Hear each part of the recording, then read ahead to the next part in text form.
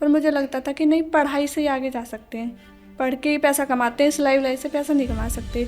हमारा मकसद यही है कि हम सिर्फ सिलाई ना सिखाएं, ज़िंदगी जीने का तरीका सिखाएं। तुम्हें तो बस सिलाई दिखती है, बस एक बार बोल रहे तुम मैम को क्या देख लिया, उसी के पीछे पागल हो गई है।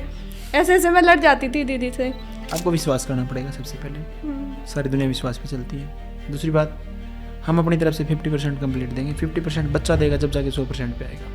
अगर बच्चे के मन में ये धारणा आ गई ना कि मैं नहीं सीख पाऊंगा, तो उसको धरती पे कोई सिखाने वाला नहीं, ये स्किल नहीं, कुछ भी।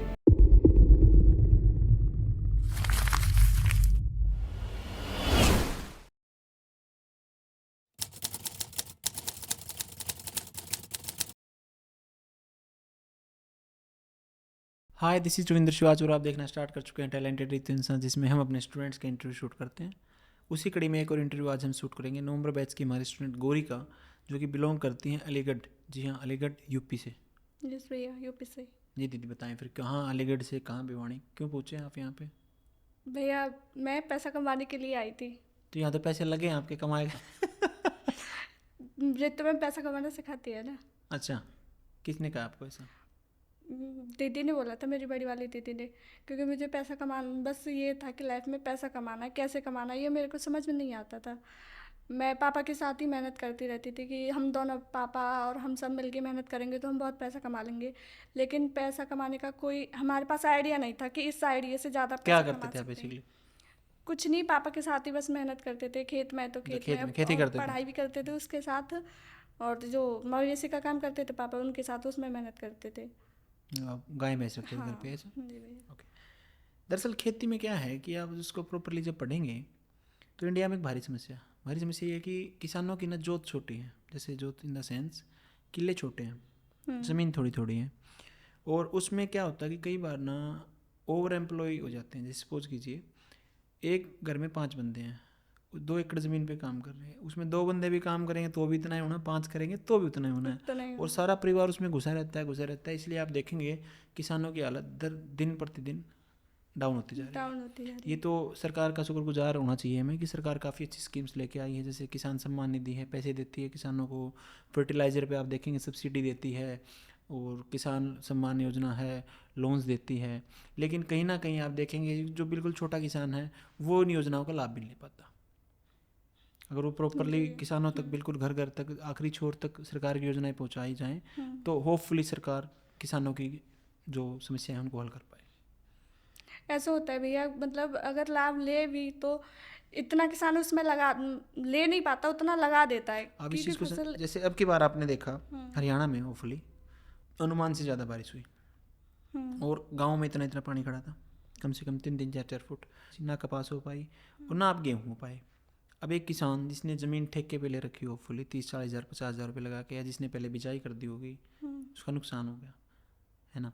तो आप इस चीज़ को समझें, सरकार तो हर संभव प्रयास कर रही है, सरकार बीमे भी करवाती है, सरकार मुआवजा भी देती है, लेकिन जो एक छोटा किसान है एक्चुअल में वो इतना एजुकेटेड नहीं है, या वो पता नहीं जिसमें उसका अभाव है, मतलब आप इस चीज़ को समझें, उस तक इन्फॉर्मेशन का अभाव है, इस कारण ज़्यादा समस्याएं हैं।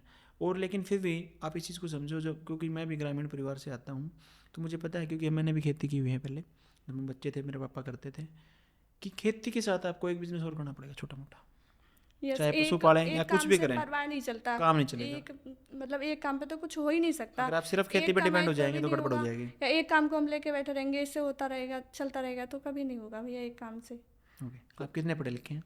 भैया बी फाइनल है मेरी। बी फाइनल में थे आप अभी? तो अभी एग्ज़ाम हो गए कि एग्जाम हो गए। आने से पहले दिए कि आने यहाँ के आने बाद से दी? पहले ही हो गए भैया। तो अभी रिजल्ट आना बाकी है। आ गया रिजल्ट भी। पास हो गए आप? यस भैया, प्राइवेट ही तो की थी। प्राइवेट माने डिस्टेंस से? हमारे यहाँ तो डिस्टेंस वालों को फेल करते हैं। नहीं भैया, हमारे यहाँ पास कर देते। आपके यहाँ पास करते हैं? हमारे यहाँ तो पक्का ही देते हैं। अच्छा। हमारे यहाँ की यूनिवर्सिटी से आप करोगे ना डिस्टेंस से, तो पक्का एक मेरी दे देंगे आपके। नहीं, मेरी किसी मेरी नहीं आई है भैया। बहुत बढ़िया। पैसे में किए क्या आपने? नहीं, पैसे नहीं किए। ओके, आपके यहाँ कर देते हैं। ओके, ठीक है, ठीक है। तो आप कब से जानते रितु मैम को? भैया 1 साल से मेरी बड़ी वाली दीदी बोलती थी मेरे से, उन्होंने ऑनलाइन बैच ले रखा है मैम का कि तू चली जा सिलाई सीख ले। पर मुझे लगता था कि नहीं, पढ़ाई से ही आगे जा सकते हैं, पढ़ के ही पैसा कमाते हैं, सिलाई विलाई से पैसा नहीं कमा सकते। मैं दीदी की बात नहीं मानती, दीदी बोलती है कि सीख लेना, चली जाना, मैं मतलब सीखती हूँ, रितु मैम बहुत अच्छा सिखाती है। तो मैं क्लास जाती थी, हाँ तो मैं तो बस सिलाई दिखती है, बस एक बार वो रितु मैम को क्या देख लिया, उसी के पीछे पागल हो गई है।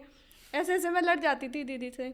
पर मैं जो स्टॉक बहुत ज़्यादा देखती थी भैया। अच्छा। तो फिर रितु मैम की वीडियो मैंने एक दिन जो स्टॉक पर देखी थी, मैं कह रही थी ये तो वही मैडम है जो दीदी बताती है मेरे को, ये इतना भी पैसा कमाती है। फिर मेरे माइंड में उसी दिन आ गया है स्टिचिंग से इतना पैसा कमा लेती है ये मैडम। फिर मैंने मतलब मैम की आईडी सर्च करी, टैलेंटेड तो इंसान जो करके है ना वो सर्च करी। तो उस पर सबसे पहले मैंने देखा कि सबसे इसकी लास्ट वाली वीडियो देखती हूँ, इसने शुरुआत कैसे कहाँ से की है। तो उसमें मैम का दूसरा ब्लॉग जो था मैंने उसे देखा।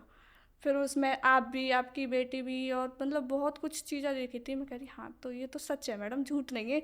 मुझे लग रहा है दीदी को किसी ने पागल बना दिया। तो दीदी भी मुझे ऐसे फिसलाती रहती है कि ये कर ले ये कर ले।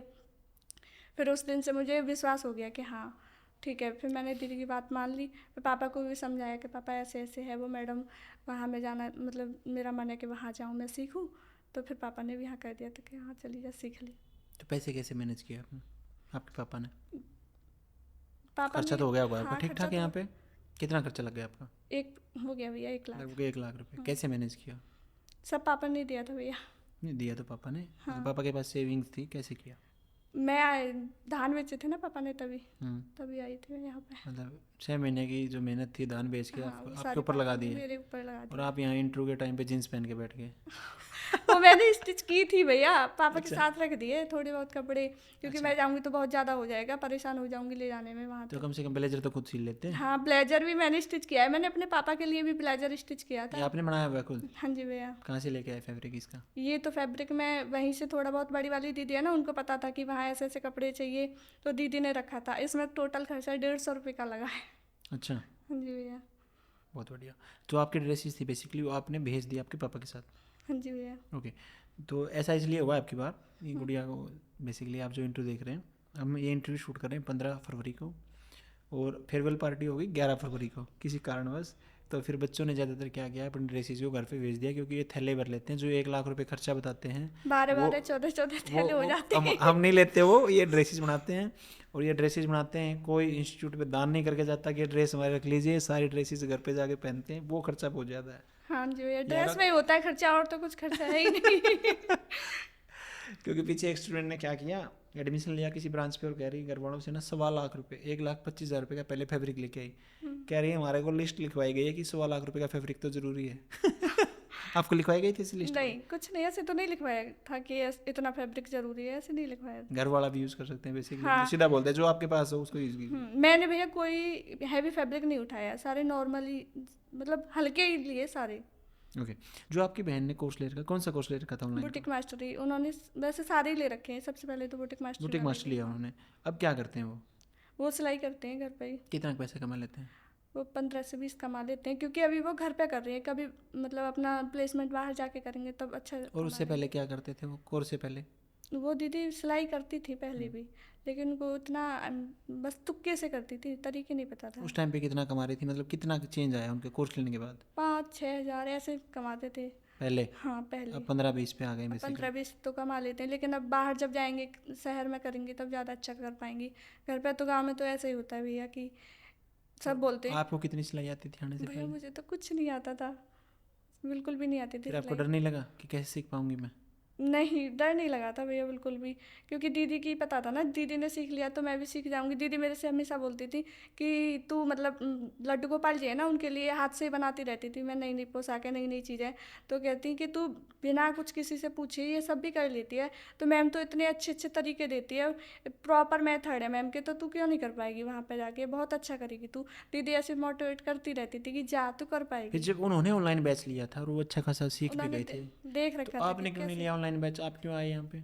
दीदी का प्रेशर था कि तू वहीं जाके सीख, मैं यहाँ घर से नहीं कर पाएगी।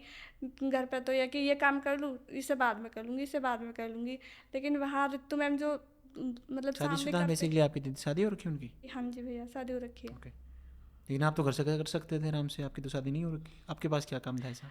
पापा के साथ काम की टेंशन रहती है ना कि पापा अकेले कर रहे हैं, नहीं पापा अकेले नहीं करेंगे, मैं कराऊंगी साथ में। मैं अपने मम्मी पापा के ऊपर कभी काम नहीं छोड़ती हूँ, सारे काम मैं खुद ही हैंडल करती थी। और अब 3 महीने फिर किसने किया आपके वो काम? पापा और मम्मी करते हैं भैया। जब भी बात करती हूँ तो रोना आता है फिर वो बताते कि हम ये काम कर रहे हैं, तो मुझे यही लगता है कि मैं होती तो ना करने देती। पापा की तबीयत ख़राब रहती है तो उनसे ज़्यादा कुछ करने नहीं देते हैं हम। हर मिडिल क्लास फैमिली का यही दर्द है बेसिकली, हम्म। कि इनकम काफ़ी कम है, खर्चे लगभग एक रसोई को चलाने के लिए 15 से 20 हज़ार रुपये वैसे ही लग जाते हैं। आप नॉर्मल से नॉर्मल आप खर्चा देखेंगे आज का, तो समझे दूध है, दालें हैं, सब्जी है, और उसके बाद खाना पीना जो भी है नॉर्मल से नॉर्मल खर्च भी आप समझें कि आज के युग में अगर पैसा भगवान नहीं है तो उससे कम नहीं है। हाँ जी सुबह जब भैया। हम निकलते हैं ना घर से बाहर तो पैसा लगना स्टार्ट हो जाता है, हर चीज़ पैसे में आ रही है, ठीक है। तो इसलिए सबसे पहले यहाँ पे जो आपने होपफुली सीखा भी होगा कि सबसे पहले हम पैसा कमाएंगे, उसके बाद साधुवाद पे जाएंगे, भाईचारा उसके बाद होगा, पहले पैसा होना चाहिए जेब में। लेकिन मेरे पापा ने ना भैया कभी पैसे पे ध्यान नहीं दिया है, बस भाईचारे पे ध्यान दिया, मैं वही दूसरों की बस हेल्प। अपना काम छोड़ा, किसी दूसरे का कोई काम खराब है ना तो उसके साथ चल तेरा करा देता हूँ। मैं आपको वही समझाना चाह रहा हूँ, आप यूनिवर्स से जो मांगेंगे वो आपको मिलेगा। आप भाईचारे में जाएंगे तो भाईचारा मिलेगा, पैसा मांगेंगे तो पैसा मिलेगा, छल कपट में जाएंगे तो छल कपट मिलेगा, हर चीज़ आपको वही मिलेगी जो आप भगवान से पापा मांगेंगे। ने मतलब भाईचारा तो इतना कमा रखा है, कभी पापा कहीं किसी से कोई बात बोल देते हैं ना तो चाहे कोई भी हो, मतलब सब कह देते हैं अगर उन्होंने ये बात बोली है तो ये सच है, ये झूठ नहीं है, क्योंकि वो उन भैया ने बोली है, ये बात सच ही है। क्योंकि पापा ने मतलब इतना किया है दोस्तों में बाहर सबके साथ रह के, यहाँ सब विश्वास कर लेते हैं उनका। और आप क्या करेंगे? मैं पापा का नाम करूँगी प्लस रितु मैम का, क्योंकि मेरे को मतलब पहचान रितु मैम से मिली है, अपनी पहचान बनानी है तो रितु मैम के द्वारा ही बनानी है, और उसके बाद पापा का नाम करना है। ओके। तो जब आप यहाँ पे आए पहले दिन, जो आपने सीट बुकिंग करवाई यहाँ की ऑनलाइन करवाई थी कि पहले आप देख के गए सेंटर को? ऑनलाइन ही कराई थी दीदी ने, दीदी की खुशी मैम से बात होती थी, उन्होंने ही करवाई थी ऑनलाइन। ऑनलाइन आपकी सीट बुकिंग होगी। फिर जब आप पहले दिन यहाँ पे आए कैसा फील हुआ आपको? तब हम आके बैठे थे भैया, तभी रितु मैम आई थी। आते आते रितु मैम मिल गई तो बहुत खुश थे हम, बहुत ही ज़्यादा। रितु मैम ने गले लगा लिया, मैं तो फिर मतलब अच्छा लगा था, बहुत ज़्यादा खुश थे हम।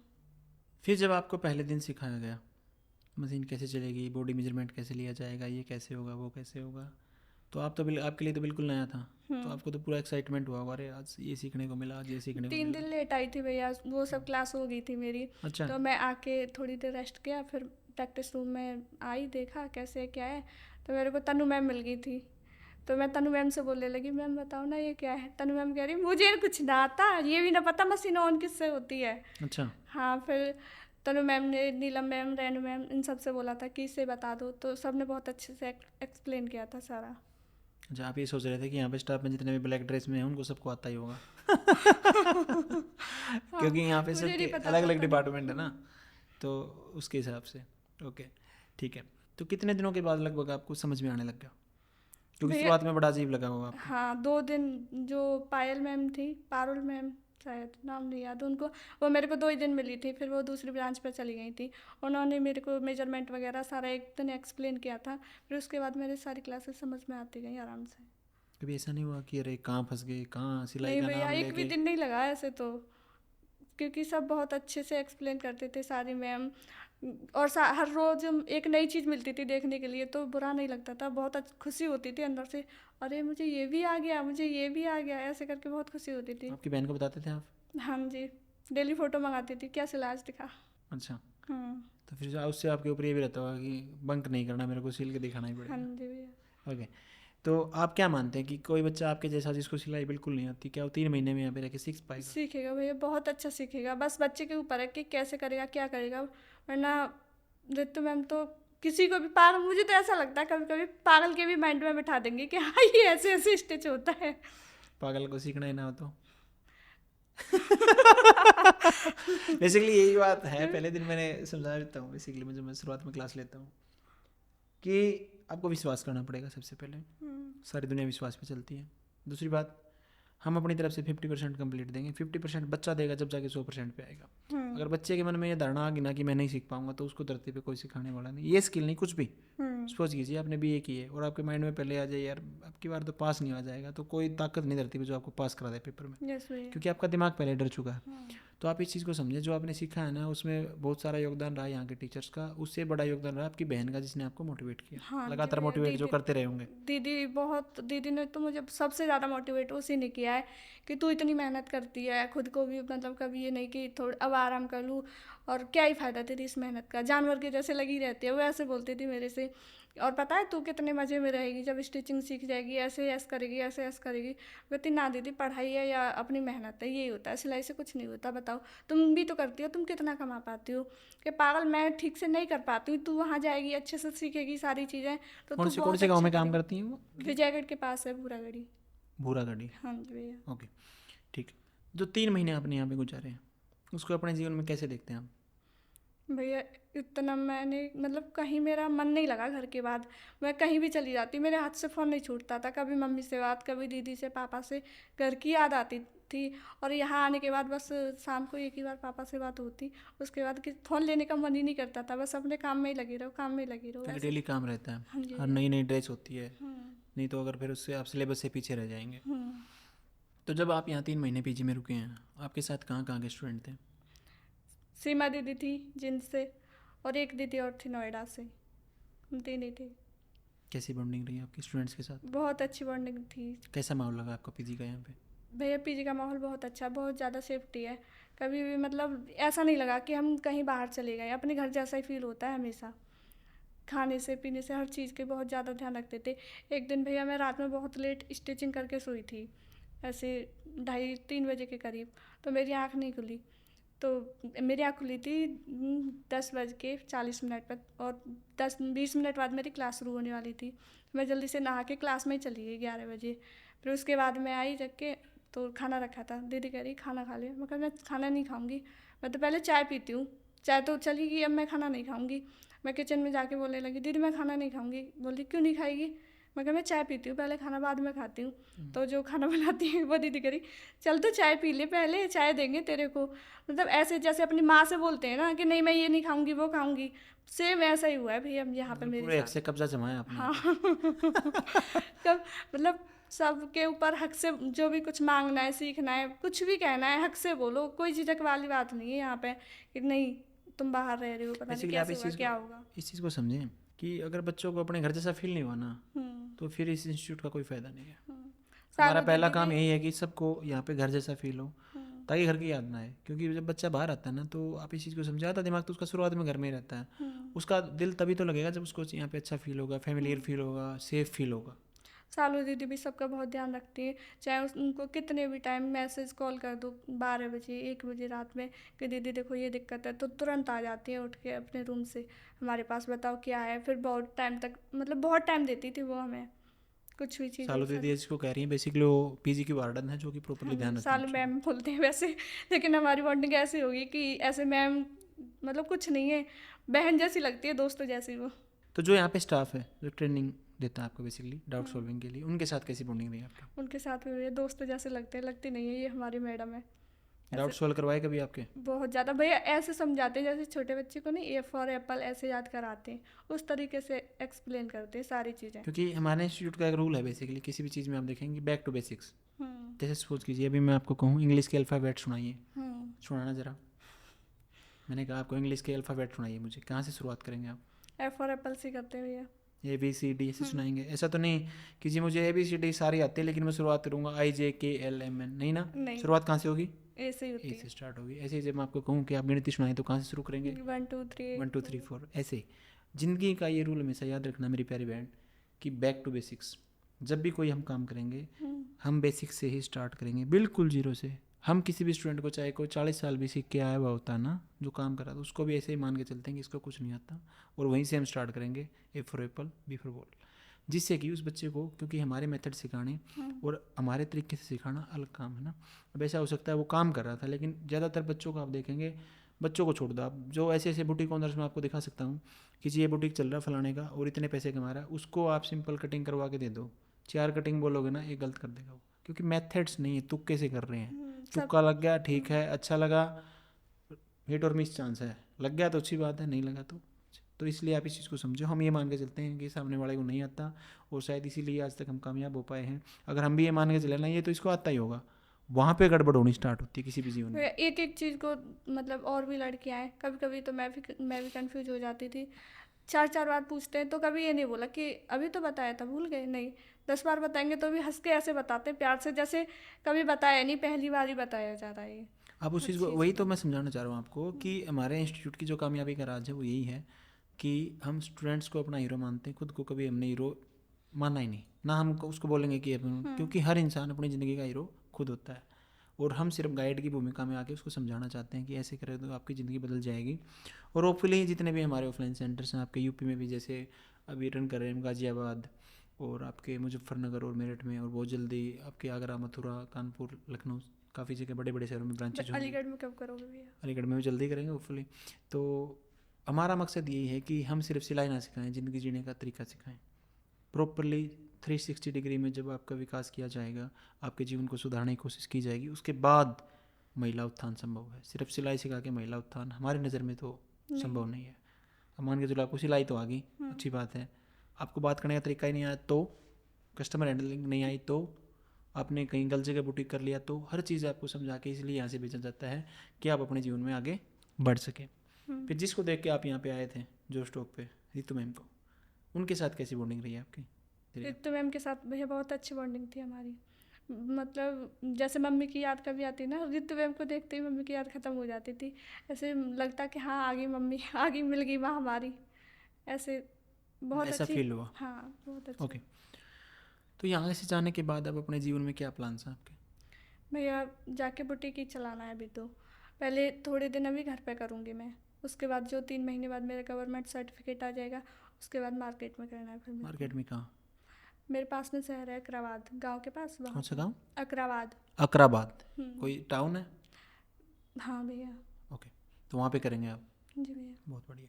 क्या लगता है आपको जो एग्जिस्टिंग ब्रांच वहाँ पे जो बुटीक चल रहे हैं उनसे आप क्या बेटर कर पाएंगे कि कस्टमर आपके पास आए? एक तो भैया वहाँ पे सब बस नॉर्मल ड्रेस सिलते हैं, सूट सलवार सिल गई, पैंट शर्ट सिल गए, और मैं सारी इन सब चीज़ों को छोड़ के डिजाइनर ड्रेस स्टिच करूँगी सारी। तो फिर आपके पास आए कस्टमर भागे भागे? हाँ जी भैया। कि क्या करेंगे इतने पैसे का आप? क्या भैया? फिर क्या करेंगे इतने पैसे का जो आप कमा लेंगे? सोचा है कभी? अपने मतलब जो शौक़ है उन सबको पूरा करूँगी। अपने पापा को, जो उन्होंने इतनी मेहनत की लाइफ में, और उनकी कमियों को पूरी करूँगी। ओके, फेयरवेल पार्टी में आपने कौन सी ड्रेस पहनी थी? गाउन बनाया था भैया। कितने पैसे में बन गया था? 1000 कम 1880 में बना था भैया। 1000 कम 1880 मीन्स समझा नहीं मैं। 880 में बनी थी भैया। 880 रुपये में आपकी ड्रेस बन गई थी। और जब आप फेयरवेल पार्टी में रैंप वॉक कर रहे थे तो जो इतनी भीड़ थी वहाँ पे, जी भैया, तो कैसा फील कर रहे थे? बहुत खुश थी भैया मैं, बहुत अच्छा लग रहा था। मैं मतलब ऐसे फ़ोन में कभी देखती थी रील्स वगैरह में, तो ऐसे रैंप वॉक होती थी तो मैं जानती नहीं थी ये कहाँ होती है, कैसे होती है। मैं सोचती ये तो बहुत अमीर अमीर लोग ही कर पाते होंगे, हमारे उसकी ना है ये, यहाँ इतनी बड़ी क्योंकि स्टेज पहले पे आप इस जाना। चीज़ को समझे, जब फैशन शो होते थे आप अपनी इंडस्ट्री में आप ही लेके आए सबसे पहले। नहीं तो लाइक में फैशन वीक हुआ या जो भी हुआ उसमें एक्चुअल मॉडल्स ही चलती हैं बहुत महंगा। वो जो आप सोच रहे थे वो सही था। आपा ने ही इस धारणा को तोड़ा है कि एक मतलब 65 एज की महिला को भी अपन ने रैंप वॉक करवाई है और खुद के सिले हुए कपड़े। और फिर मैं मतलब ये भी सोचती थी कि बस पापा का नाम करना है, कभी इतना मतलब मैं स्टेज पर हूँ और उस बीच मेरे पापा का नाम बोला जाए कि ये उनकी बेटी है, ये ऐसे है, तो पहले ये समझ नहीं आता कैसे करूँ क्या करूँ। फिर मैंने अपने पापा के लिए भी ब्लेजर स्टिच किया था, पापा को भी रैंप वॉक पे साथ लेके आई थी। अच्छा, हाँ जी भैया। बहुत बढ़िया। आगे आपके पापा मना कर रहे थे क्योंकि वहाँ बहुत ज़्यादा लड़कियाँ थी, कह रहे हट मैं नहीं जा रहा, मैं नहीं जा रहा। मैं चलो ना, ज़बरदस्ती तनु दीदी मिल गई थी, तनु दीदी से बोला कि मेरे को पापा को ऐसे स्टेज पर लेके जाना है। फिर तनु दीदी ने भी पापा से बोला कि जाओ अंकल जी ऐसे ऐसे जाओ, तो फिर पापा चले गए थे कि चल तो चलता हूँ। आपके बैच के दौरान लगभग 9 ब्रांचेज ओपन हुई हैं जब से आपका पाँव यहाँ सेंटर पे रखा है। किसी ब्रांच ओपनिंग पे गए आप? हाँ जी भैया, बहादुरगढ़ की ब्रांच ओपनिंग में गए थे। कैसा फील हो रहा था? बहुत अच्छा फील हुआ था। रितु मैम के साथ भी खूब एंजॉय किया, सारे स्टाफ के टीचर्स थे उनके साथ भी। सोशल मीडिया प्लेटफॉर्म को यूज़ करते हैं आप? पहले तो नहीं करती थी भैया, यहीं आके आईडी बनाई थी अपने इंस्टाग्राम पर। कितने फॉलोवर हो गए हैं? भैया मेरा फ़ोन ही ख़राब हो गया, वीडियो बनाती नहीं हूँ, बस 150 फॉलोअर्स हैं। 150 फॉलोअर्स हैं बेसिकली, जब मैं वीडियो कुछ डाल ही नहीं पा रहे फिर आप। नहीं डाल नहीं पाती। और कोई ऐसी याद जो ब्रांच से रिलेटेड आप बताना चाहें यहाँ पे? भैया और तो सब बहुत अच्छा था, सबका मतलब सिक्योरिटी वगैरह सब अच्छी थी, बस यहाँ की लैंग्वेज से मुझे बहुत दिक्कत हुई। हरियाणवी से? हाँ भैया, कुछ समझ नहीं आता, कोई कुछ भी बोल देता तो एक बार हाँ ऐसे करके रह जाती, फिर और बाद में एक आप दूसरे समझ में आई हरियाणवी आपको 3 महीने गुजारने के हाँ बाद? थोड़ी थोड़ी तो समझ में आ गई है। एक दिन ऐसा, पवन भैया है ना जो गार्ड हैं नीचे रहते हैं, उन्होंने रात में 3 बजे करीब, हम 4-5 लड़की थे, स्टिचिंग कर रही थी, उन्होंने बोला मेरे से, कोई मतलब मेरे से नहीं, ऐसे आके बोला था कि दीदी कोई मेरे लिए चाय बना दो, मैं आज अकेला हूँ नीचे, और बस मतलब उन्होंने अपनी लैंग्वेज में बोला था कि थोड़े से दूध की मेरे लिए चाय बना के लेके आनी है आपको, और जो दूध बचेगा वो आप लोग रख लेना उस दूध को, जब आप अगर आपको बना के पीनी हो तो आप बना के पी लेना उसकी चाय। भैया मैं नहीं समझी थी, सारी दीदी काम कर रही थी, मैं ही खड़ी थी क्योंकि मेरा काम हो गया था, मैं तो गप्पे लड़ा रही थी सबके साथ। तो एक दीदी बोली कि जा तू बना ला चाय, मैं कहा ठीक है। मैं सारा दूध लेके गई 1 लीटर, उस सारे की चाय बना के ला के पवन भैया को दे दी कि लो भैया पी लो 1 लीटर की दूध की चाय। पवन भैया करे हाय दीदी क्या करके लाई है, इतनी चाय कौन पिएगा। मैं कहा आपने तो बोला था भैया चाय बना के दे दे। अरे ये पागल है, ये ना समझेगी।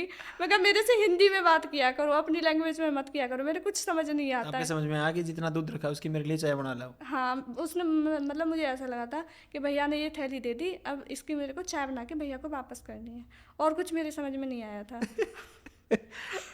ओके। यहाँ की लैंग्वेज में मतलब जो मेरी रूममेट थी एक सीमा दीदी, वो मेरे से छोरी करके बोलती थी, तो भैया चोरी नहीं छोरी, छोरी करके बोलती छोरी हाँ छोरी। तो वो मतलब कुछ भी काम होता है छोरी ये करियो, भैया मैं क्लास जाती थी बहुत तेज, दीदी आप मेरे से ऐसे ना बोला करो छोरी छोरी, आपको नाम पता है ना, मेरा नाम ले दिया करो। बेसिकली यहाँ छोटी लड़कियों को बोलते हैं छोरी, नहीं छोरा भैया छोरी हमारे बोलते यहाँ हैं। छोटी लड़कियों को नहीं, मैं क्लास इसलिए थी, बदचलन लड़कियों को छोरी बोलते हैं हमारे यहाँ पे। अच्छा हाँ यूपी में? हाँ जी भैया, तो मैं क्लास जाती, ऐसा क्या देख लिया इस दीदी ने मेरे में जो छोरी छोरी बोलती रहती है। हमारे यहाँ नॉर्मल बोलते हैं, ये हमारे यहाँ वर्ड बिल्कुल नॉर्मल है। हाँ आपके यहाँ साइड लड़कियों को मुजफ्फरनगर साइड में तो शायद लाली लाली बेटी लाली गुड़िया, बेटी ऐसे बोलते हैं। हाँ फिर दीदी ने मेरा नाम लेना शुरू कर दिया। तुमने वो फिल्म नहीं देखी, वो दंगल फिल्म देखी? दंगल नहीं भैया मैं फिल्म वगैरह नहीं देखती। उसमें नहीं, उसमें गाना, उसमें टैगलाइन क्या थी देखा आपने? हमारी छोरियाँ क्या छोरों से कम है, हमारे यहाँ मतलब छोरियाँ ऐसे बोलते ये हैं। सुना तो है लेकिन मैंने देखा नहीं है। तो फिर दीदी ने मेरा नाम लेना शुरू कर दिया, या फिर लाडो गुड़िया ऐसे बुलाने लगी, क्योंकि मेरी 2 दिन बहुत मतलब मैं चिढ़ गई थी, तो वो जान जाती कि ये तो बहुत ज़्यादा चिढ़ जाती है छोरी के नाम से, अब नहीं बोलूँगी छोरी। ओके, तो अंत में आप महिलाओं के नाम क्या संदेश देना चाहेंगे गुड़िया? भैया मैं ये कहना चाहूँगी हर लड़की को अपने मतलब सेल्फ डिपेंड होना चाहिए, किसी के भरोसे ना रहे कि मेरा इससे गुजारा हो जाएगा, यहाँ ऐसे कर लूँगी वैसे कर लूँगी। हर लड़की को सक्सेस होना चाहिए, खुद पर डिपेंड जरूर होना चाहिए। खुद के लिए पैसे तो कम से कम कमाना ही चाहिए। खुद का तो निकाल ही ले कि इतना ये मेरे शौक है, आपने अपने शौक तो पूरे कर ही लिए। तो अभी आप देख पा रहे थे हमारी छोटी बहन गौरी को, जो कि बिलोंग करते हैं अलीगढ़ से, और होपफुली यहाँ से जाने के बाद ये बुटीक ओपन करेंगे। कहाँ पे? अकराबाद में भैया। अकराबाद में। और आशा और उम्मीद दोनों करेंगे कि ये बहुत अच्छा मैम का नाम रोशन करेंगे और अपने पापा का नाम रोशन करेंगे और अपने जीवन में उन बुलंदियों को पास करेंगे जिनको सोच के यहाँ पे आए थे। और इन्हीं बातों के साथ इस इंटरव्यू को हम समाप्ति की ओर लेके जाते हैं। मिलते हैं आपसे नेक्स्ट इंटरव्यू में, तब तक के लिए देखते रहिए टैलेंटेड रितुंसा। Thank you. आप कहाँ से आए हो? भैया मैं यूपी अलीगढ़ से हूँ। यूपी अलीगढ़ से आप, जैसे हमारे व्यूअर भी हैं और कमेंट्स हमारे पास आते हैं कि रितु मैम का नेचर पता नहीं कैसे होगा। रितु मैम बहुत अच्छी है, बहुत अच्छा नेचर है और बहुत अच्छे से सिखाती है। जिसको सुई में धागा डालना भी नहीं आता होगा वो भी सीख जाएगा। सच में भैया मुझे भी नहीं आता था। आप देख सकते हो मैंने कैसी ड्रेस बनाई है और इसे तो बनाया ही बनाया है। प्लस मैं अपने पापा का भी ब्लेजर बनाया, वो भी विदाउट मेजरमेंट बनाया है मैंने। मेरे पास थे नहीं और मैंने ऐसे ही तुक्के से बना लिया। मेजरमेंट ऐसे ऐसे होगा। जैसे आपने पहले दिन कोर्स ज्वाइन किया था, आपका पहला दिन में आपको डर लग रहा था, एक्साइटमेंट थी आपके अंदर? भैया बहुत, मुझे बस यही रहता था कब जाऊँ रितु मैम के पास, कब सीखूँ। मैं भी इतनी सारी रील्स देखती रहती थी तो मैं बहुत खुश हुई थी यहाँ पे आके। और रितु मैम प्यार ही इतना करती है कि पहली नज़र में हर कोई पागल हो जाता है।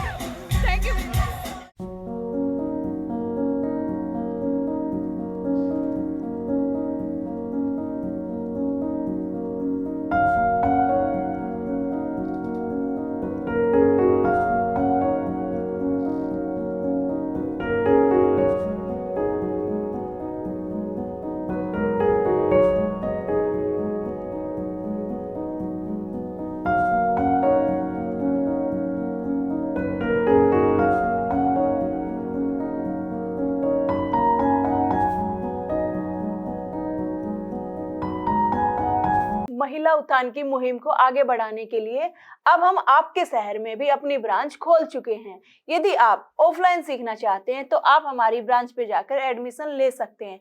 इन सभी शहरों में हमारी ब्रांच खुल चुकी है। अगर आप भी मुझसे स्टिचिंग सीखना चाहते हैं तो नीचे दिए गए बटन पर क्लिक करें, आपका ये पेज ओपन हो जाएगा। उसके बाद रजिस्ट्रेशन नाउ पर क्लिक करें, उसके बाद अपना नाम फिल करें, उसके बाद अपना नंबर इसमें फिल करें। इसके बाद आप अपना नज़दीकी सेंटर सिलेक्ट करें। जैसे कि आपका नज़दीकी सेंटर भिवानी है तो भिवानी सिलेक्ट करें। बहुत बढ़िया, आपका रजिस्ट्रेशन सक्सेसफुल हुआ। जल्द ही हमारी टीम आपसे कांटेक्ट करेगी। धन्यवाद।